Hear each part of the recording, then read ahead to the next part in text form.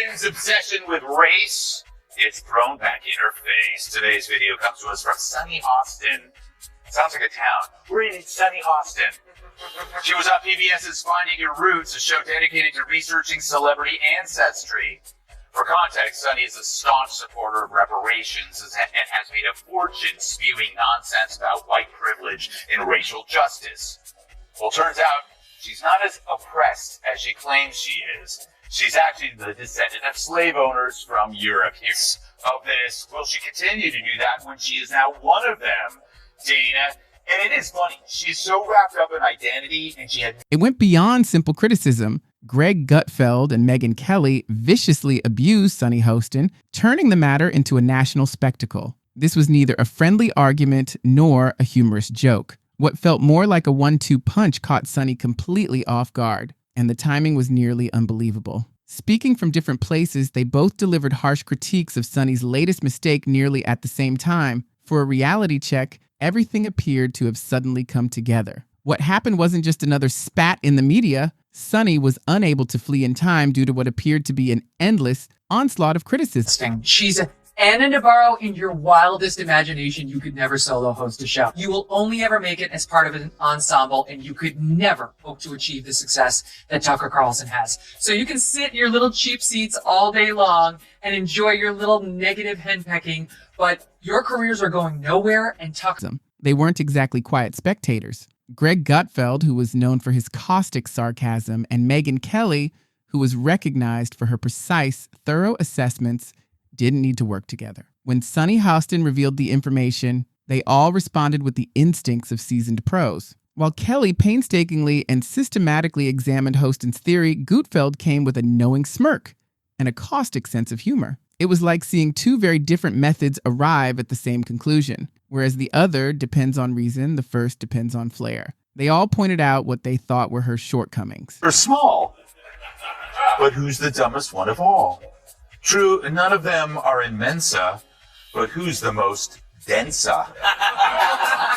Perhaps it's Sunny who mastered the art of making idiots look smart.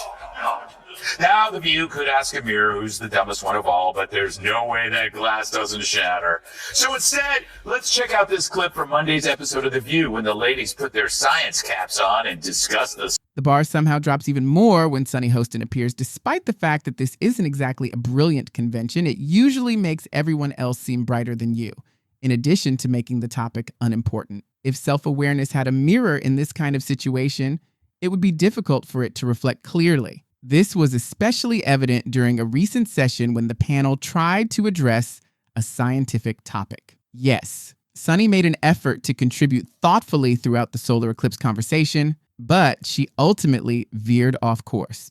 Came out and said she's about as pro-choice as they come. And here was the reaction on The View. I think she hates him.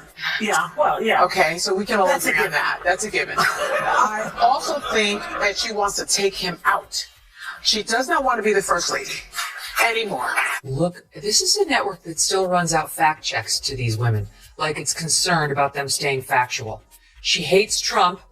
She doesn't want to be near him. She doesn't want to be president again. She destroyed the Rose Garden, and she hates Christmas. That is what passes for news on a network they did a... If you have seen The View, you are already familiar with the mood. Strong viewpoints, conflicting voices, and a little chaos all at once. But this time, Sunny Hostin tried to steer the conversation with what seemed to be a really clever comment. The problem is that it didn't quite land. Instead, it appeared as though someone was making an effort to do a difficult assignment, but their performance was lacking. Greg Gutfeld and Megyn Kelly were able to reply, even though they weren't in the same studio. They photographed the event from a distance that nearly begged comment. Both stepped in, analyzing her remarks with the same zeal that critics employ to scrutinize a scene that just didn't work. I make fun of The View a lot, but that's only because they keep talking. Those hens are always clucking. They get to say stupid stuff for an hour every day, and then I get to say stupid stuff for an hour every day, except on purpose. But every now and then, one of those dingbats inadvertently says something that reveals modern liberal thought so perfectly, it deserves further study. You know, like a weird serpent that washed up on the beach and you want to poke it with a... It didn't gradually crumble. It all appeared to crumble at once. Sunny Hostin's argument weakened and ultimately fell apart due to its own confusing logic. Greg Gutfeld leaned into the situation with evident enthusiasm and launched a sharp that landed quickly and cleanly. Megyn Kelly, on the other hand, took a more calm and methodical stance, breaking out each argument to make it appear thoughtful. There was a noticeable shift. Kelly focused on describing the flaws, Gutfeld used humor to highlight them, and Sunny struggled to remain composed, turning into the subject of a famous example of how conflicts can break down under pressure. The View, accusing Israel of war crimes. There is an international human rights body of law, and when you look at that law, part of it is retaliation against innocent civilians collectively. They're not committing war crimes. The ones committing war crimes are Hamas. The use of human shields is a war crime. They don't want Israel to bomb them, and therefore they've surrounded themselves with Israel's citizens, some 199 of them, and some untold... Let's be truthful. This was not a small mistake. It appeared to have completely collapsed. I found Sunny Hostin to be confident and strong, yet her passion overcame her reason. But Greg Gutfeld had little trouble assessing her claims. While one side was making noise, the other appeared to be in charge, ultimately veered off course. Then, where does Sunny Hostin get her opinions? Yeah. Like you said, it's obviously from her husband. She has to tell her what to say in The View, because without it, she's got nothing up there. She's not very bright. But the problem with her is that she went full racist. She injected skin color into a fairly generic behavior seen in all spouses, regardless of skin color. The ladies of The View. Speaking of Sunny Hostin, take a look at SOT 15. I worry about the working class. I worry about my mother, a retired teacher. I worry about our elderly and their Social Security and their Medicare. I worry about my children's future, especially my daughter. Megyn Kelly stepped in, acting as a prosecutor and carefully reviewing Sunny Hostin's allegations. Her calm, focused speech revealed one thing. This was no longer just a discussion. It had developed into a comprehensive examination of the claims being made. Additionally, because Sunny was not present to respond in real time, her critics were able to openly dispute her claims, making the situation appear even more prejudiced. When Alyssa pointed out that Trump went to the funeral of Officer Diller. Yes. On Long Island, and Joe Biden went to a podcast. Look at Whoopi Goldberg's reaction. Choose what you like there, but for Republicans, it was good imagery. Really? One day later, yes. And I'm asking that because I was so offended, because you know who showed up. Yeah. And he was, whether he was asked or not. This is a man who didn't care what happened to the officers on January 6th. She promotes Joe Biden and Kamala. Sunny Hostin's attempts to recover only seemed to make matters worse. Her responses grew even more confusing when Greg Gutfeld proceeded to analyze her points in detail. Every effort to regain control just made everything worse. It became the kind of moment that is hard to ignore even while everything kept falling apart. Red.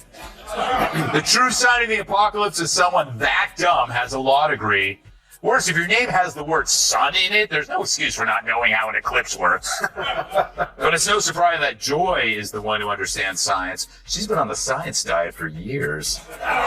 By the end, Sunny Hostin's performance seemed less like a persuasive argument and more like a cautionary tale about what may go wrong in a heated debate. She struggled to hold on to her position while Megyn Kelly and Greg Gutfeld continued to assess her claims from their own platforms. It was more than just ultimately losing a trade. When talking about how conflicts could end under duress, it became a point of reference. Asking about the differences between Kamala Harris and Joe Biden, and my prediction is this is going to be made into a campaign ad for Trump within the next hour. What do you think would be the biggest specific difference between your presidency and a Biden presidency? Well, we're obviously two different have had impact. I guarantee you that's being made into an ad right now. It might hit. Megyn Kelly didn't need to say anything. She continued to speak softly and plainly. Sunny Hostin struggled to keep up, but Kelly controlled the mayhem by carefully considering every point of contention. Some onlookers found it strangely impossible to look away from the awkward scenario it presented. Greg Gutfeld, on the other hand, emphasized his opinions with clever commentary and humor. Despite coming from different platforms, their combination created a striking contrast. Both persisted, one fearless and aggressive, the other precise and methodical. The discussion had already moved past Sunny's grounds of contention at the end, so she had very little to stand on. Yes, will she continue to do that when she is now one of them, Dana? And it is funny, she is so wrapped up in identity and she had no idea. T. Megyn Kelly's assessment of Sunny Hostin was thorough rather than dramatic. Sunny's self-assurance started to decline. She continued to take part in the disputes even after they became tedious. From a distance, Kelly and Greg Gutfeld continued to challenge her viewpoint. Ultimately, Sunny failed to evoke a strong response. Instead, she was viewed as more ambiguous than convincing. Sunny Hostin asking about the differences between Kamala Harris and Joe Biden. And my prediction is this is going to be made into a campaign ad for Trump within the next hour. What do you think would be the biggest specific difference between your presidency and a Biden presidency? Well, we're obviously two different have had impact. Literally, I guarantee you that's being made into an ad right now. It might hit. Megyn Kelly painstakingly pointed out every flaw, much like a scholar analyzing a bad case. Sunny Hostin drew analogies in an effort to make amends, which only made matters worse. The assurance had been replaced earlier by a discernible reluctance. This appeared to be more than a criticism. A broader trend was indicated by growing annoyance, questionable reasoning, and a drop in credibility. In the end, it was seen as an obvious mistake rather than a simple one. Contention at the end, so she had very little to stand on.